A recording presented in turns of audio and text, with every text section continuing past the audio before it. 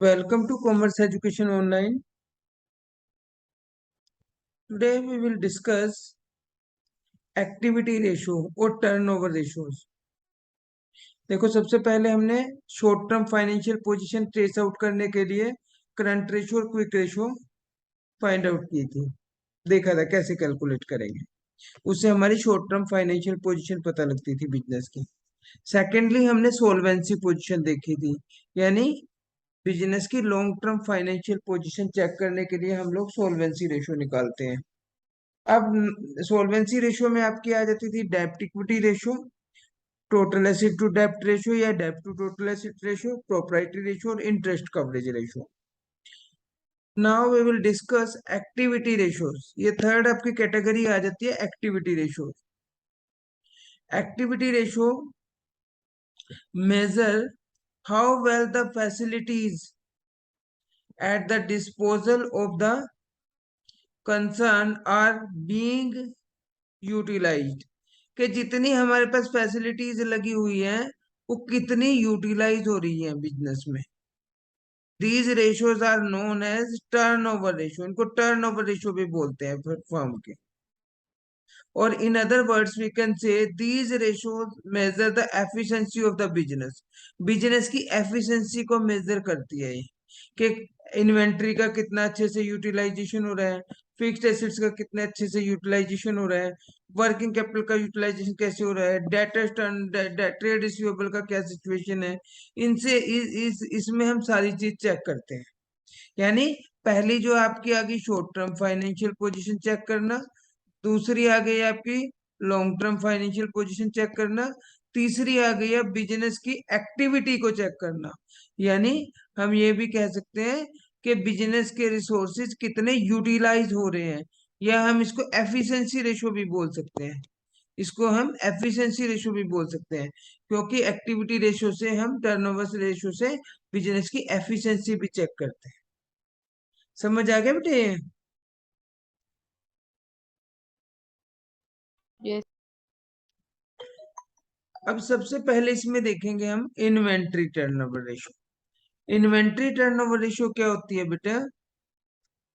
Formula क्या है इसका? Cost of revenue from operation divided by average inventory. ये टाइम्स में निकलती है।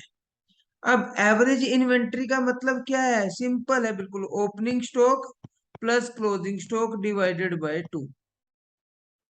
यानी शुरू में अगर हमारे पास 100 रुपीज का स्टॉक था, एंड में हमारे पास 150 रुपीज का स्टॉक है, तो एवरेजली हमारे पास कितने का?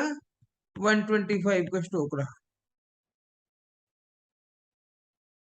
तो एवरेज स्टॉक निकालना आ गया। एवरेज स्टॉक एवरेज इन्वेंट्री एक चीज होती है। Clear?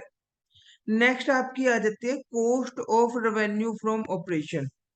Cost of revenue from operation का मतलब क्या होता है? कि या तो हम उसको कर सकते हैं revenue minus gross profit. Revenue का मतलब क्या होता है? सेल्स। सेल्स में से अगर हम ग्रोस प्रॉफिट लेस कर देंगे तो हमारा कॉस्ट आ जाएगी।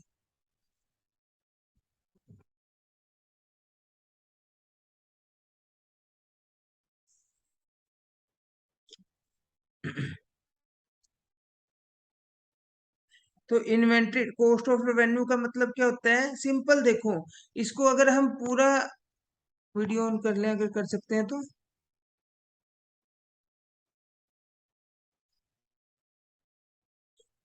देखो बेटा, इसको अगर हम सिंपल देखेंगे ना तो मुश्किल नहीं लगेगा। Cost of revenue from operation का मतलब होता है कॉस्ट। और कॉस्ट कैसे निकलेगी? सेल में से अगर ग्रोस प्रॉफिट लेस कर देंगे कॉस्ट आ जाएगी। और इन एवरेज इन्वेंट्री का मतलब होता है average stock.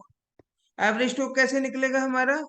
Opening stock plus closing stock divided by 2। ठीक है। अब बात आ गई कॉस्ट कैसे निकलेगी। इसको थोड़े से टेक्निकल टर्म्स यूज कर लेंगे इसमें। Cost of revenue from operation. Revenue from operation क्या होती है? सेल्स। यानी जो सेल की है उसकी कॉस्ट कितनी आई। सिंपल सी बात है, तो कॉस्ट पूछ रहे हैं।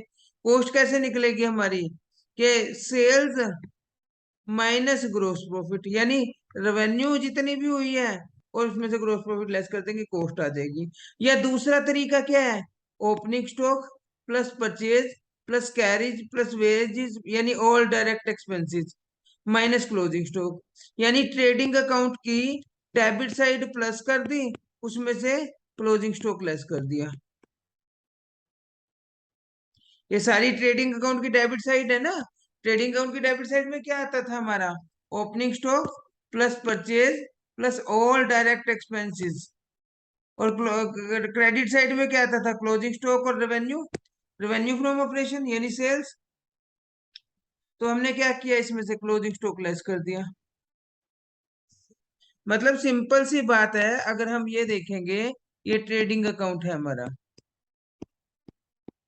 यहाँ बाय रेवेन्यू फ्रॉम ऑपरेशन, यानी रेवेन्यू फ्रॉम ऑपरेशन सेल होती है, सपोज करो 1,000 रुपये है, और क्लोजिंग स्टॉक कितना है हमारा, 100 रुपये। ओपनिंग स्टॉक कितना है, 200 रुपीज। परचेज कितनी है हमारी,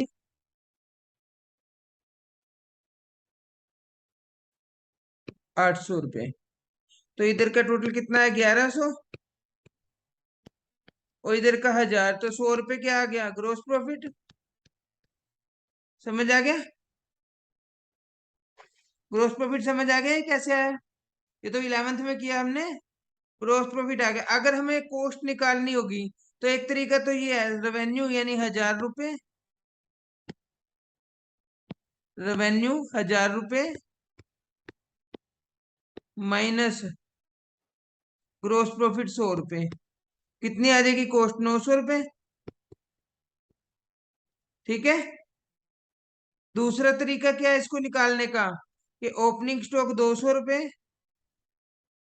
प्लस परचेज 800 रुपये, डायरेक्ट एक्सपेंसेस प्लस कर देंगे अगर होंगे तो, 1000 रुपये माइनस क्लोजिंग स्टॉक 100 रुपये, वो भी 900 रुपये ही आएगी।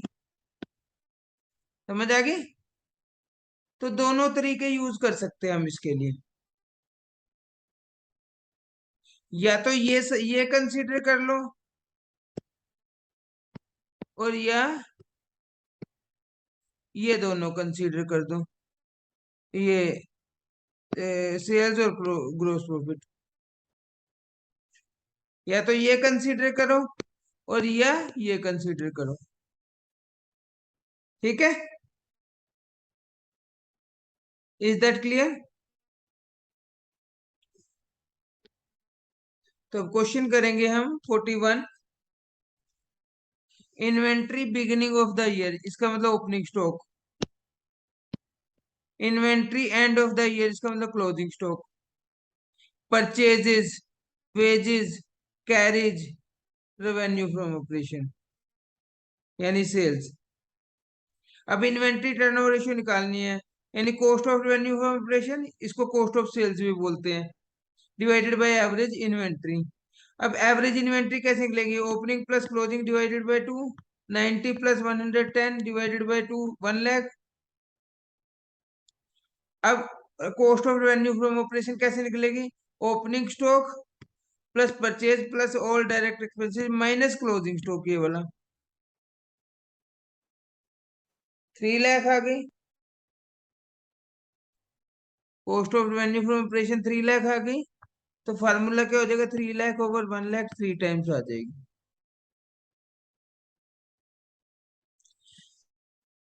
एक होता है average age of inventory, average age of inventory का मतलब क्या होता है, कि नॉर्मली इन्वेंट्री कितने दिन स्टॉक में रहती है हमारे। सिंपल सी बात है, इसमें days in a year divided by जो इन्वेंट्री टर्नओवर रेशियो आई ना, उसको डिवाइड कर देगा उससे। अगर ये डेज में निकालनी, अगर ये मंथ में निकालनी, देखो डेज में निकालनी तो 365 से डिवाइड कर देंगे, मंथ में निकालनी तो 12 से डिवाइड कर देंगे, और वीक में निकालनी 52 से कर देंगे, क्योंकि एक साल में 365 डेज होते हैं, 12 मंथ और 52 वीक्स होते हैं। Average age of inventory is equal two days in a year divided by inventory turnover ratio.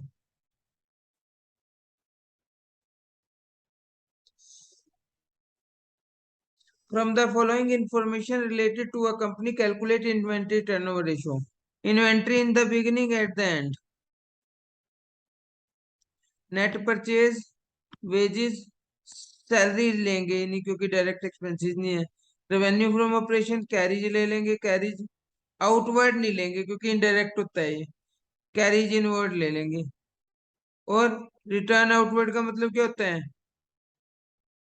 Purchase return. अब नेट परचेज ले ली ना तो परचेज रिटर्न को कंसीडर नहीं करेंगे, इसका मतलब ये ऑलरेडी लेस हुआ हुआ है इसमें से। ठीक है, तो फॉर्मूला क्या हो गया? Inventory turnover cost of revenue divided by average inventory. Cost of revenue में क्या आ जाएगा? Opening inventory plus purchase. Purchase में नेट नेट ली है ना, तो इसका मतलब इसने कहा इसको छेड़ने की जरूरत नहीं है, परचेज देखो पूरा 5 लाख पूरा ले लिया, इसमें से ये आउटवर्ड नहीं लेस की क्योंकि नेट दिया हुआ था। ठीक है, उसके बाद वेजेस, कैरीज इनवर्ड, सारे क्लोजिंग स्टॉक लेस कर देंगे, ये आ जाएगा आपका cost of revenue. Average stock कैसे आएगा? Opening plus closing divided by 2, ये 12.75 टाइम्स आ जाएगी। ठीक है, दोनों आ गई ना हमारी, कॉस्ट भी आ गई और एवरेज भी आ गया। इसको डिवाइड कर देंगे, कॉस्ट डिवाइडेड बाय एवरेज। 43 देखो, from the following information, following profit and loss account of Kaveri limited calculate inventory turnover ratio. Sales दी हुई है आपको, उसके बाद परचेज दिया हुआ है आपको। अब ना ओपनिंग स्टॉक क्लोजिंग स्टॉक की बजाय ना चेंज इन स्टॉक दिया हुआ है आपको। चेंज इन स्टॉक का मतलब क्या होता है? अगर ओपनिंग जो है हमारा 10,000 रुपये है और क्लोजिंग 8,000 रुपये है, तो 2,000 का चेंज हुआ ना, तो चेंज को ही ले लो बस, एड लेस करने की जरूरत ही नहीं है। समझ आई? चेंज इन स्टॉक का मतलब। उसके बाद बेनिफिट टू एम्प्लॉइज, ये पूरे आपको प्रॉफिट एंड लॉस दिया हुआ है, इसकी हेल्प से अब आपको क्या देखो, चेंज इन स्टॉक दिया हुआ है ये। ओपनिंग स्टॉक 20,000 रुपये, क्लोजिंग स्टॉक 60,000 रुपये, तो चेंज इन कितना हुआ? 20,000 रुपये। ओपनिंग कितना था? 20, क्लोजिंग 60, तो चेंज इन स्टॉक का, अच्छा ये तो आंसर आ गया ना यहाँ। चलो अभी हम करेंगे नोट्स टू अकाउंट, है ना ये दिया हुआ। नोट्स टू अकाउंट में क्या दिया हुआ है देखो, ओपनिंग स्टॉक दिया हुआ है कितना? 20,000 का, ओपनिंग स्टॉक 20,000 का, और क्लोजिंग इन्वेंट्री इसमें 60,000 की दी हुई थी।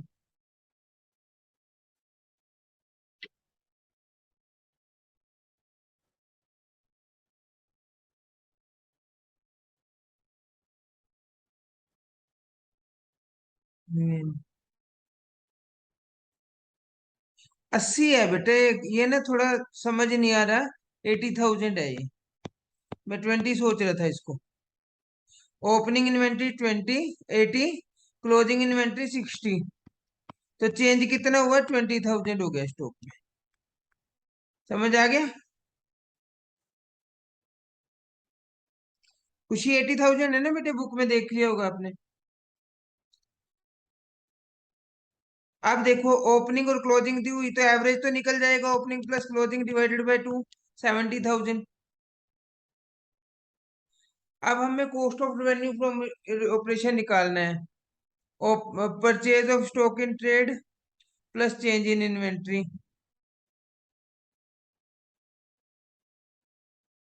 परचेज कहाँ से मिला हमें? ये दिया हुआ 5,40,000।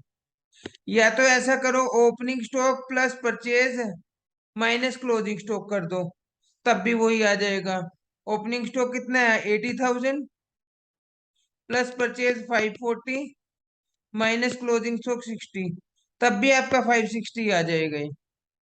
या आप सीधा चेंज इसमें प्लस कर दो। ठीक है,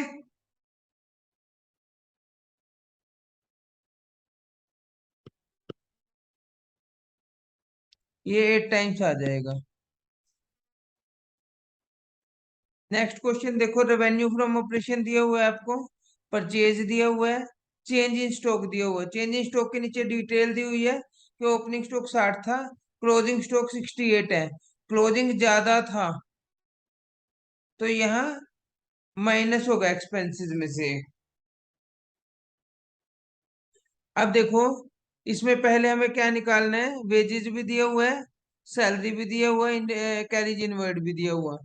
तो हमें क्या निकालना है, रेवेन्यू फ्रॉम ऑपरेशन। इसमें परचेज ऐड कर देंगे, कैरिज ऐड कर देंगे, और चेंज इन स्टॉक कर लो, या इसमें ओपनिंग प्लस कर दो ओपनिंग स्टॉक, और क्लोजिंग स्टॉक माइनस कर दो। वैसे भी कर सकते हैं, या डिफरेंस ले लो। पर डिफरेंस में आपको ध्यान रखना पड़ेगा, अगर आपका क्लोजिंग स्टॉक ज्यादा है तो डिफरेंस लेस होगा, अगर आपका क्लोजिंग स्टॉक कम है तो डिफरेंस ऐड होगा।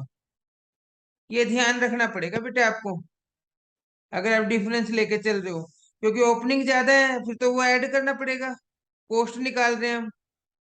क्लोजिंग ज्यादा है तो हमें वो लेस करना पड़ेगा कॉस्ट निकालने के लिए। तो आप ऐसा ही किया करो, ओपनिंग स्टॉक प्लस कर दो और क्लोजिंग स्टॉक उसमें से माइनस कर दो, कंफ्यूजन ही नहीं होगी। डिफरेंस वाला तरीका ही ना लेके चलो, ये वाला एवरेज निकल ही जाएगा, opening plus closing divided by 2, 5 times आ गया। अब एवरेज एज ऑफ इन्वेंट्री, 365 दिन होते हैं साल में, इसको इन्वेंट्री टर्नओवर से डिवाइड करो, 73 डेज आ जाएंगे। तो आज यहाँ तक 45 तक करना। ठीक है, okay thank you sir. Okay. Thank you sir.